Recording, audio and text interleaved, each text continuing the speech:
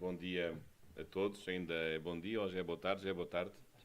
É com muito gosto que aqui regresso a esta bela cidade, a cidade invicta. Podem ligar a luz, eu não vou usar o PowerPoint. E gostaria de cumprimentar os colegas, desde logo os colegas da mesa, o Sr. jornalista Alexandre Tanda, do Jornal de Notícias, também o meu antigo professor, o professor Manuel David Maceno, que com este ar jovem parece mentira como é que pôde ter sido o meu professor, mas foi. E é muito com muito gosto também que o reencontro aqui no Porto, ele que anda lá perdido pelo deserto alentejano. Mas ele foi meu monitor já agora, julgo que em 1988-89, nesse ano letivo em que eu terminei o meu curso de Direito, numa outra faculdade, à qual eu já não pertenço, que é a Faculdade de Direito da Universidade de Lisboa, embora também seja a minha casa. Mas também permitam-me, nesta ocasião, agradecer o convite para aqui estar e cumprimentar a Associação Portuguesa de Criminologia, o Dr. Vítor Silva, o seu presidente, também a doutora Patrícia, que eu conheço, lá do nosso mestrado em Direito e Segurança na Nova Direito, e cumprimentar todos os colegas que aqui estão. E é com muito gosto que aqui venho também para vos falar sobre o tema que me propõem, que é um tema complexo e difícil, os direitos fundamentais em momentos de exceção. Bem, ainda seria certamente mais complexo e mais difícil se eu viesse para aqui descarregar a investigação que eu realizei na minha tese de doutoramento, que tem precisamente por tema a proteção dos direitos fundamentais em momentos de exceção. Como são 1600 páginas, certamente não sairiam vivos desta minha intervenção. Eu não vou fazer essa maldade, embora seja uma matéria de facto complexa, é uma matéria difícil e que pode, em cada momento, ser vista de outra forma. Mas o ponto de partida é este, que eu julgo que seja um ponto de partida interessante.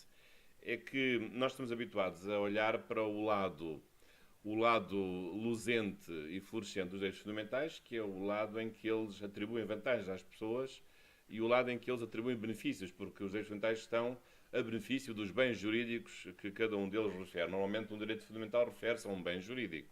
O direito à vida refere-se à vida, a liberdade de reunião refere-se à possibilidade da pessoa se reunir, a liberdade de manifestação à possibilidade da pessoa se manifestar, a liberdade de opinião à possibilidade da pessoa ter uma opinião livre, própria e independente, e assim sucessivamente. E, portanto, há dezenas e dezenas de direitos fundamentais que se referem também a dezenas e a dezenas de bens jurídicos, embora possa haver alguns direitos que se refiram agrupados ao mesmo bem jurídico.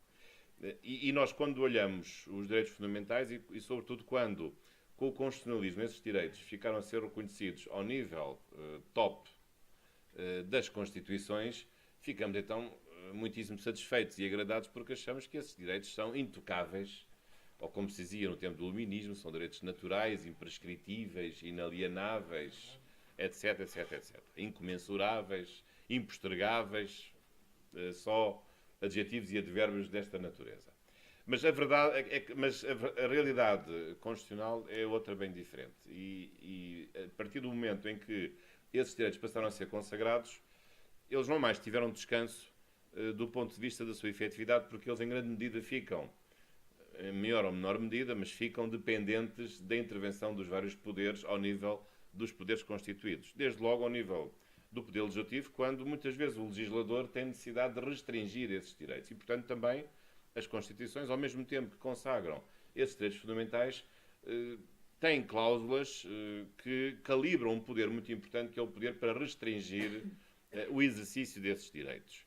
E fazem-no, de preferência, não do modo arbitrário, mas fazem-no em homenagem a um conjunto de valores, de metas a atingir e através de meios que são próprios e são adequados. Os valores, às vezes mais explícitos do que implícitos ou não, são vários, os direitos fundamentais dos outros, a segurança nacional, a saúde pública, etc.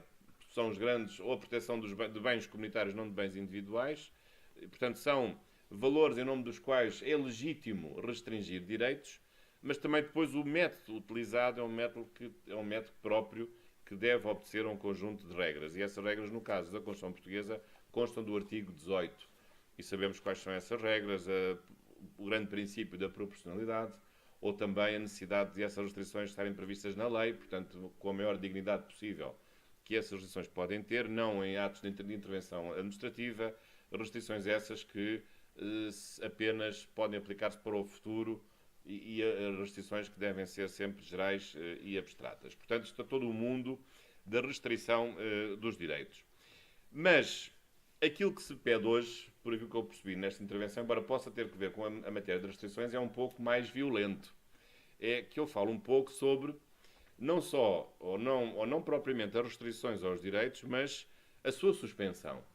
O seu desaparecimento, ainda que de preferência temporário, num contexto mais dramático em que a crise ou a perturbação que se está a viver exige uma intervenção mais forte, mais intensa do poder, no sentido de se conseguir regressar à situação de normalidade. E, portanto, isto implica, esta palavra exceção implica uma outra palavra muito importante, que é a palavra crise, ou a palavra situação anormal, ou anormalidade.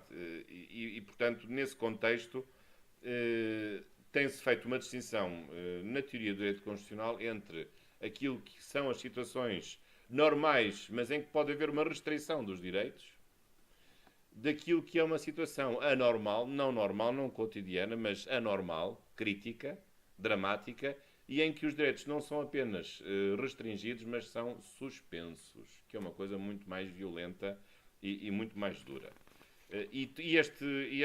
Esta questão tem que ver diretamente com, precisamente, os problemas que estão a ser analisados neste Congresso, em particular a questão do terrorismo e outro tipo de novas ameaças e riscos que se colocam à ordem jurídica dos países, aos direitos das pessoas e à segurança nacional.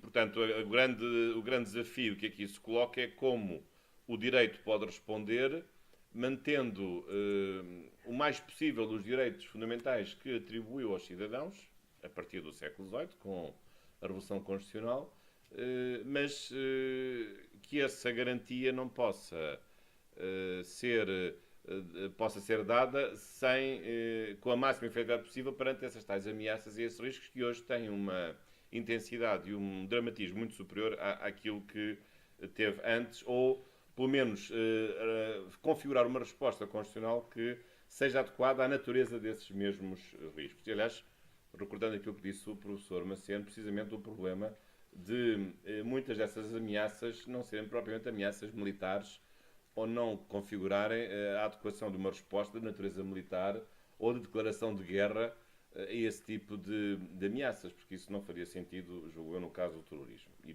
Portanto, a questão que se coloca à nossa frente é como encontrar o melhor mecanismo que responda a um conjunto de ameaças e riscos que eu posso simplificar referindo-os à questão do terrorismo, podemos colocar assim, que são suficientemente fortes para pressupor uma resposta nova em matéria de suspensão ou de restrição de direitos fundamentais, mas não são suficientemente fortes para se lançar uma resposta relativamente óbvia, que seria uma resposta de declaração de guerra, em que boa parte dos direitos fossem suspensos, ou então considerar que uma ameaça terrorista pudesse ser resolvida ao nível de considerando um golpe de Estado ou uma revolta qualquer e, portanto, pura e simplesmente com facilidade se poderia aplicar uma declaração do estado de sítio ou do estado de emergência para debelar esse mesmo fenómeno. Mas reparem que isso implica, como ponto prévio, definir o tipo de crise ou o tipo de exceção que justificasse uma suspensão destes direitos. De facto, do ponto de vista constitucional, a nossa Constituição tem uma resposta a esse assunto. Foi sobre esse assunto que eu tive a ocasião de investigar há uns anos atrás, no âmbito da tal tese de doutoramento, e é basicamente o artigo 19 que nos dá conta da existência de uma crise que pode levar à declaração de um estado de emergência. Crise essa que, embora não o diga expressamente, tem como primeira característica ser uma crise temporária, porque se é uma crise definitiva não é nenhuma crise, não é crise, é o desaparecimento do Estado, é o caos, é o fim. Mas nós acreditamos que essas crises têm que ser temporárias. Por outro lado, são crises que têm de ter um certo dramatismo, uma certa intensidade e, sobretudo, uma coloração que, no caso da nossa Constituição, se alinha com uma preocupação política. A Constituição fala em agressão ou ameaça de agressão por forças estrangeiras, ou então uma perturbação grave da ordem constitucional democrática. Portanto, já estamos a perceber, ou uma calamidade pública. Portanto, são crises ou crises militares, portanto, invasão militar, por exemplo, ou uma crise de natureza política, um golpe de Estado, que põe em causa a ordem constitucional, ou uma calamidade pública, que seja uma epidemia generalizada e que seja necessário conter pessoas e evitar que as pessoas saiam das suas cidades, etc. Mas, na verdade, a questão do terrorismo, tal como ela se tem colocado, não tem permitido uma resposta. Aliás, porque ainda ninguém se lembrou, a meu ver em Portugal, e a meu ver bem, de pensar que a solução contra o terrorismo é declarar o estado de sítio em Portugal. Acho que nunca ninguém, nem mesmo em França, isso chegou a suceder. O estado do estado de emergência em França, o estado de urgência ou de emergência é um pouco diferente, não é tão grave, não é tão dramático do ponto de vista da mobilização, da restrição de direitos e da supressão de direitos e da mobilização de um dispositivo de natureza policial e militar. Mas já agora, esta questão da crise, portanto, como sendo uma perturbação grave da ordem constitucional de natureza temporária que permita, temporariamente também por isso mesmo, a suspensão de certos direitos e certas garantias, tem sido muito discutida em Portugal, até há bem pouco tempo, por uma outra razão, por causa da crise económico-financeira. E lembram-se que, por diversas vezes, o Tribunal Constitucional veio declarar, ou declarou inconstitucionalidade de certas medidas que na anterior legislatura foram aprovadas, as da nova legislatura ainda não sabemos o que é que vai ser aprovado, começou agora, portanto, isso significa que, afinal, num contexto de crise económica ou financeira fortes, também há garantias e há direitos que não podem ser postergados. Embora a argumentação depois seja um pouco flutuante, porque cheguei a ouvir colegas meus constitucionalistas a dizer que essas leis tinham que ser inconstitucionais porque não tinha havido ainda a declaração do estado de sítio ou do estado de emergência. Mas a pergunta é óbvia, mas podia haver declaração do estado de emergência perante uma situação de crise económica ou financeira, de iminência da bancarrota de um país? Não me parece que o artigo 19 da nossa Constituição pudesse alguma vez servir para enfrentar uma crise económica ou financeira. E até devido muito que esse problema pudesse ser resolvido dessa forma. É evidente que num contexto de crise económica ou financeira não podemos entender que o Estado tem mãos livres para aprovar toda a legislação que lhe apeteça aprovar, passando por cima de todos os mais elementares princípios constitucionais, mas é evidente que num contexto económico, de crise económica ou financeira temos de aceitar que o Estado possa aprovar certas medidas que não poderia aprovar num contexto de normalidade económica e, portanto, que só podem ser aprovadas num contexto de crise económica ou financeira. Agora, claro que essas medidas traduziram-se em quê? Traduziram-se em em suspensão de uma boa parte dos salários, em corte, embora temporário de salários, traduziram-se na redução de subsídios sociais, como é o caso do subsídio de desemprego, e várias outras coisas. Mas, em grande medida, essas proteções são dadas por direitos sociais. Portanto, no ponto de vista da teoria do direito constitucional, os direitos sociais não são bem iguais aos direitos liberais e garantias. São direitos que estão, em grande medida, indexados a uma cláusula do possível, a uma cláusula daquilo que é economicamente possível. E se o país está numa fase de recessão, de redução de desequilíbrios e não tem dinheiro, é legítimo que uma parte desses direitos que fica dependente de um desempenho económico do Estado, é legítimo que esses direitos possam ser parcialmente suspensos. Mas não é preciso, para fazer isso, qualquer declaração do estado de sítio ou do estado de emergência. E foi isso realmente que, em grande medida, aconteceu. Porque esses direitos económicos e sociais são direitos que estão indexados a uma cláusula daquilo que é economicamente possível. Embora também se possa dizer que esses direitos não estão absolutamente dependentes daquilo que é economicamente possível, porque esses direitos não podem ser reduzidos ao extremo, não podem, por isso, simplesmente ser eliminados. Vamos imaginar que alguém, um neoliberaloide qualquer, vem propor a seguinte medida: vamos eliminar o salário mínimo. No século XIX não havia salário mínimo. Portanto, a pessoa trabalhava conforme pudesse e alguém quisesse empregar, portanto, podia trabalhar a mesma hora pode valer 100 euros, como pode valer 10, como pode valer 5, é conforme o mercado oferece. Mas isso não era possível. Portanto, como não seria possível que houvesse um corte substancial, por exemplo, nos salários dos funcionários públicos. Imagina uma situação de bancarrota e os funcionários passarem a ganhar um terço daquilo que ganhassem. Isso não seria possível. Poderão dizer, mas onde é que está escrito na Constituição que se pode cortar até metade, mas não se pode cortar até um terço?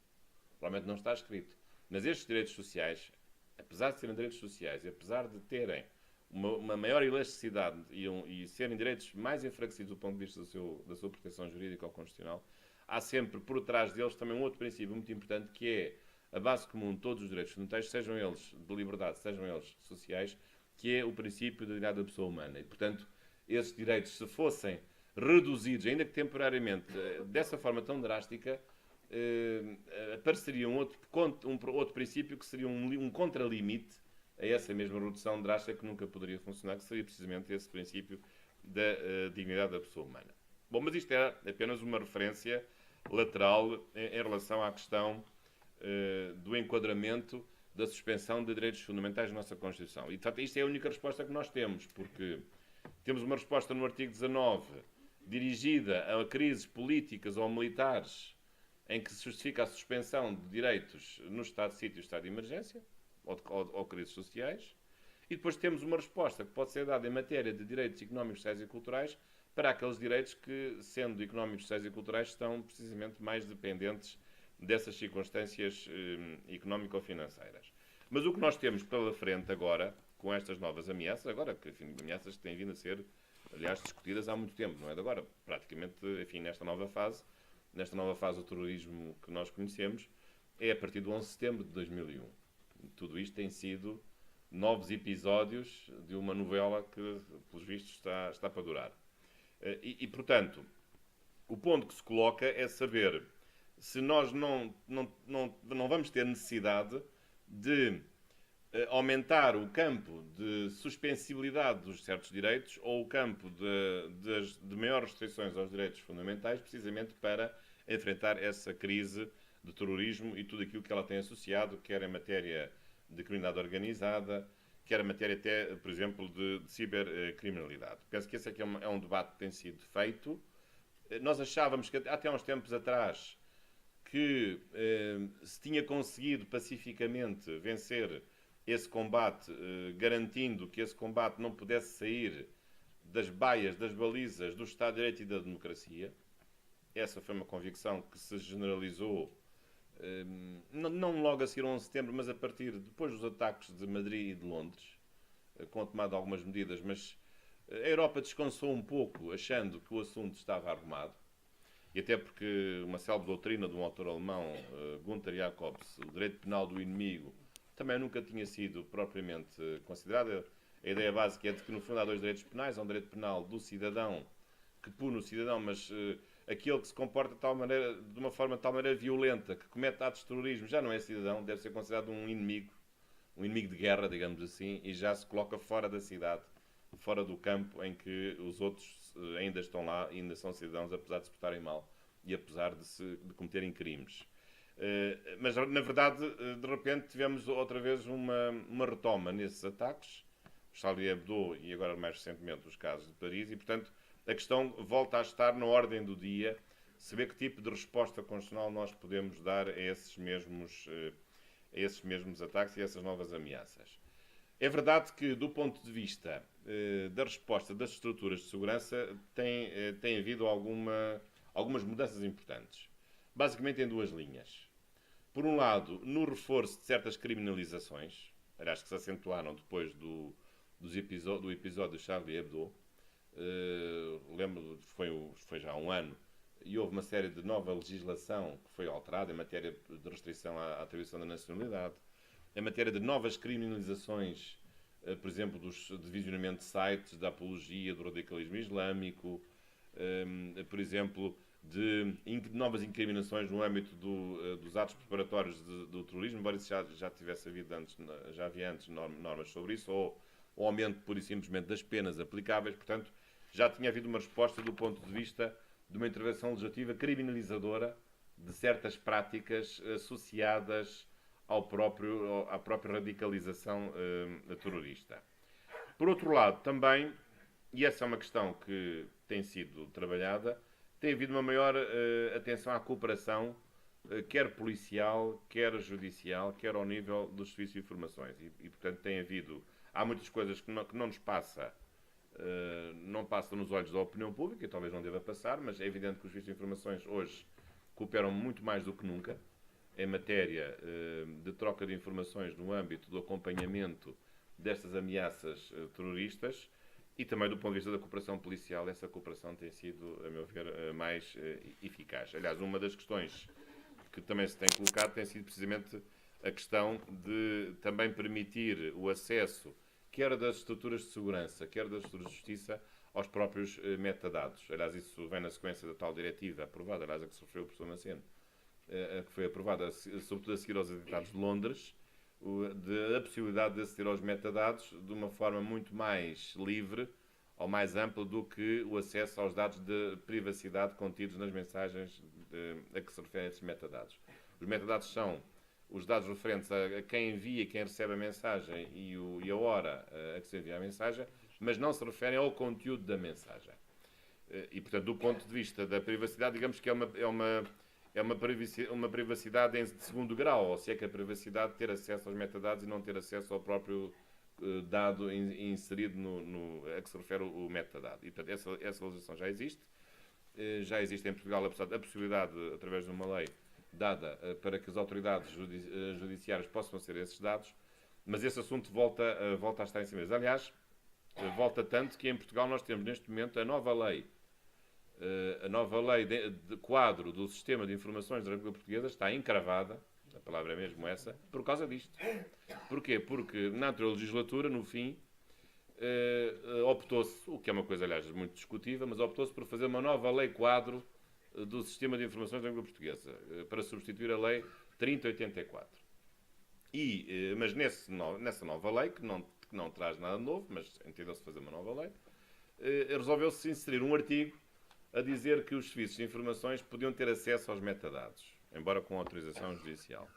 Na altura, esse artigo foi muito questionado e o Presidente da República, ainda no âmbito da fiscalização preventiva, numa coisa lá menos curiosa, disse que não havia nenhuma dúvida de constitucionalidade, mas ainda assim eu vou pedir ao Tribunal Constitucional. E depois o Tribunal Constitucional, por 12.1, veio dizer que aquela norma era inconstitucional.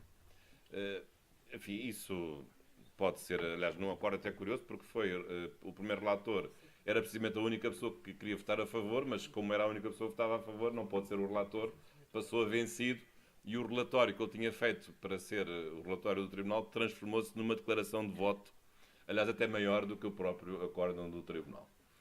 Mas, na verdade, por 12.1, o Tribunal considerou inconstitucional que os serviços de informações pudessem ter acesso aos metadados. E, portanto, temos agora uma situação curiosa em Portugal de uma lei que está pendurada no vazio, ou não está, portanto, como, entretanto, a legislatura terminou, a solução é a caducidade do procedimento legislativo respectivo.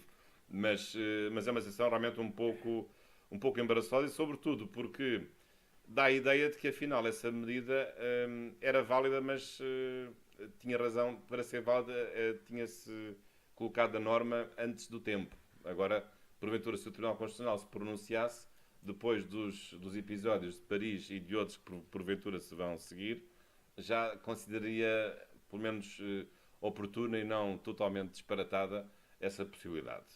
Que eu acho que tem a sua viabilidade. Quem ler o acórdão pode ficar convencido que no fundo quem tinha razão era a declaração de vencido e não o acórdão vencedor, mas de facto eu acho que é necessário nós rapidamente podermos ter uma visão diferente da nossa privacidade e da possibilidade das estruturas que nós temos, que são estruturas de segurança, serem colocadas ao serviço dos nossos direitos.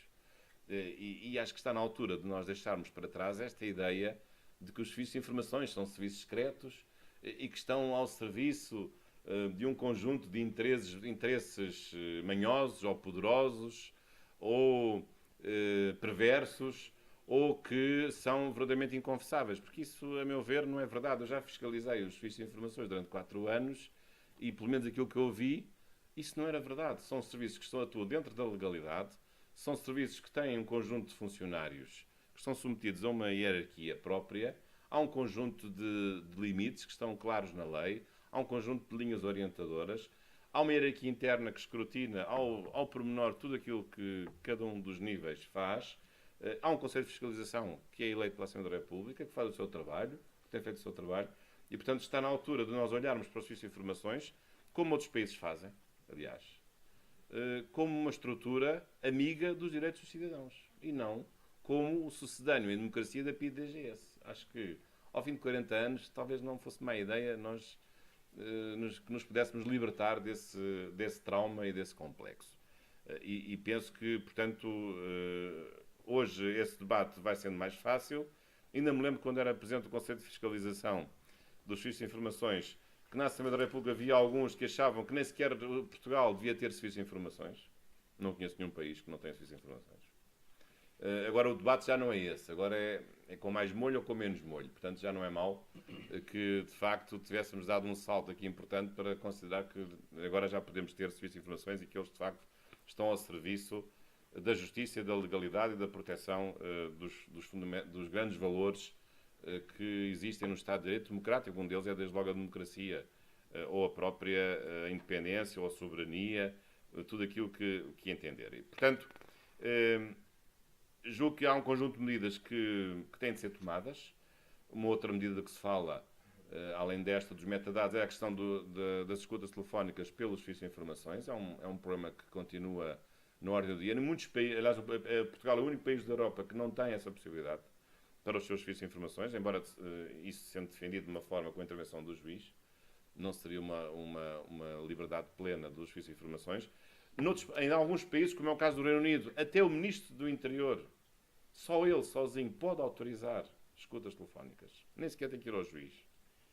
E nós aqui, nem sequer, pela própria Constituição, aceitamos que os serviços de informações possam sequer pedir essas escutas com autorização do juiz. Quando noutros países, não só o problema não está na Constituição, também não a tem em sentido formal, mas até o próprio um agente político, um mero agente político, como é o Ministro do Interior, pode autorizar essas escutas telefónicas. E ninguém põe em causa, que eu saiba, o rule of law ou a democracia do Reino Unido. Mas é um problema também realmente de mentalidade. Mas, para terminar, então em que é que ficamos do ponto de vista da cláusula constitucional sobre suspensão ou restrição de direitos perante as ameaças terroristas? É evidente que nós temos aqui uma situação desconfortável, porque o nosso texto constitucional, nós podemos ter necessidade de aumentar as restrições ou a suspensão de certos direitos. Temos que pensar nisso. Várias legislação europeia já o faz. O caso do Reino Unido, embora noutro contexto, caso o professor André Ventura conhece isso bem, o caso, por exemplo, da legislação antiterrorista, por exemplo, no caso do IRA, ou em Espanha, no caso do País Basco, da ETA, há um conjunto de legislação muito menos protetora das liberdades e ninguém discute a sua inconstitucionalidade, em que as pessoas podem ser detidas durante mais do que 72 horas, durante várias semanas, sem culpa formada, se se tratar de casos graves de terrorismo. Portanto, há um conjunto de medidas que têm que ser encaradas e que admito, com certeza admito isso, que possam suscitar problemas complicados num certo paradigma que nós vivemos, que é um paradigma de que estas ameaças terroristas, ou em geral o crime organizado e internacional, pode muitas vezes pode requerer medidas mais drásticas do que uma simples restrição de direitos, liberdades e garantias, mas às vezes não ser suficientemente forte para se encaixar no paradigma clássico dos casos em que se justifica uma suspensão de direitos porque haja guerra ou porque haja um golpe de Estado. Porque, na verdade, a ameaça terrorista não é uma guerra, nem é um golpe de Estado. Temos que ser realistas, não é?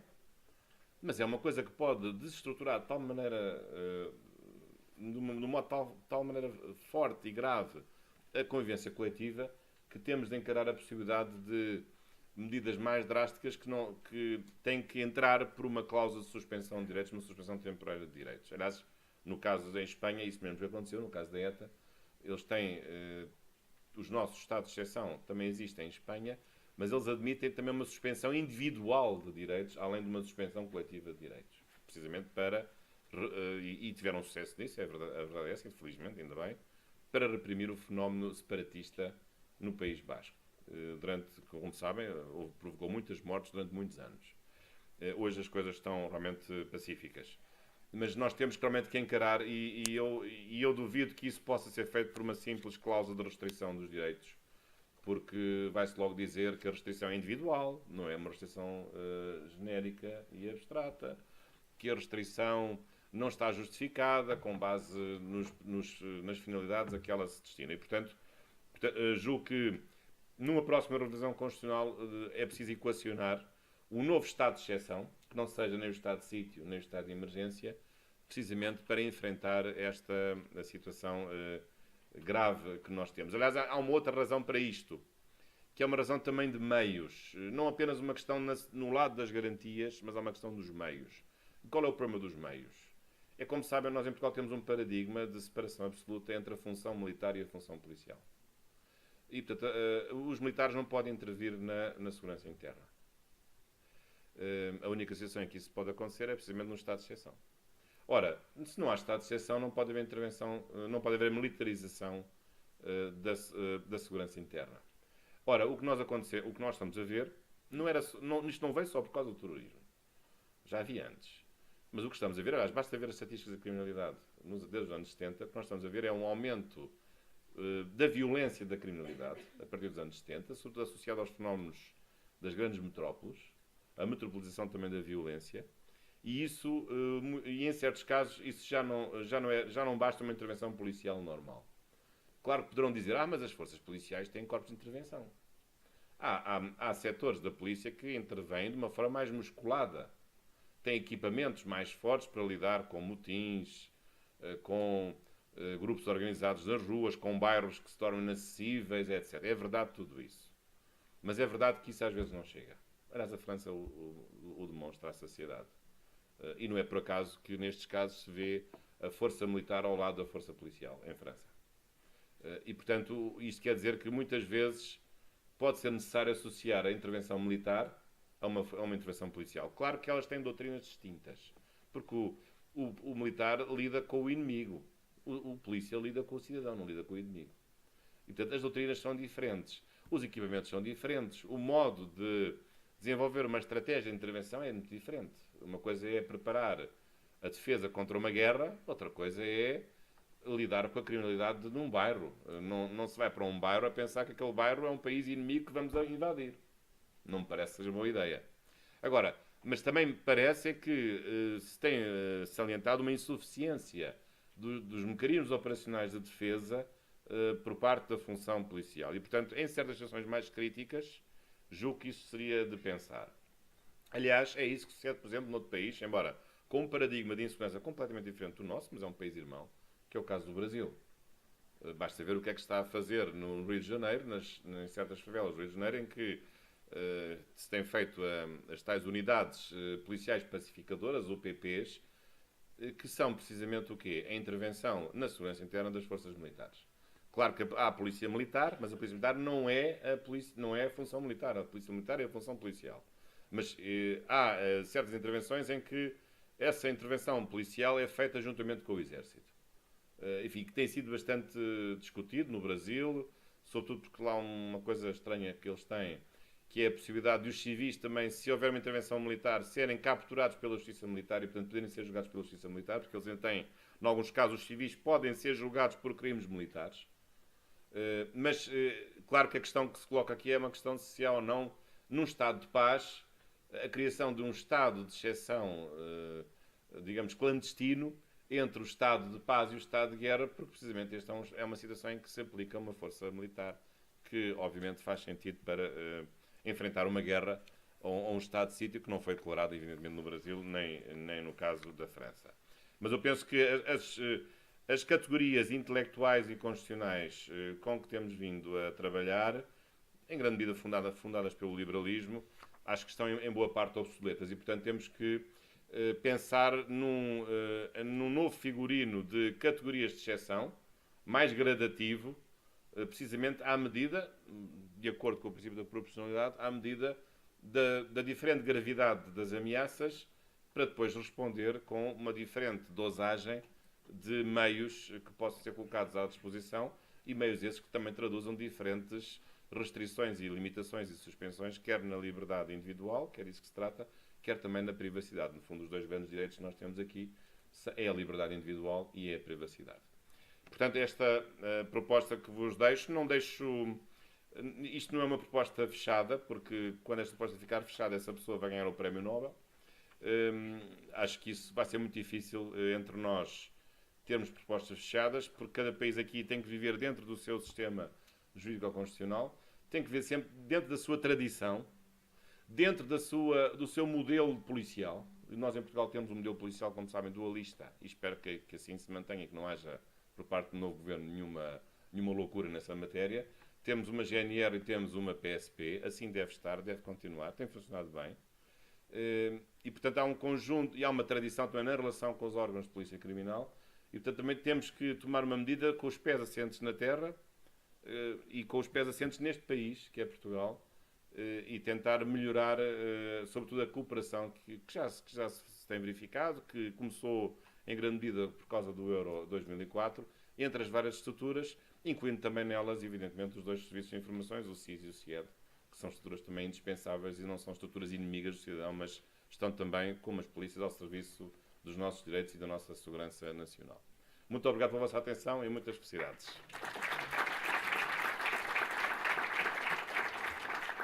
Muito obrigado, professor. Penso que ainda temos 10 minutinhos ou até 15 para algumas perguntas. Deixe-me só justificar a ausência do professor Maceno. Ele tinha um avião para apanhar, era mesmo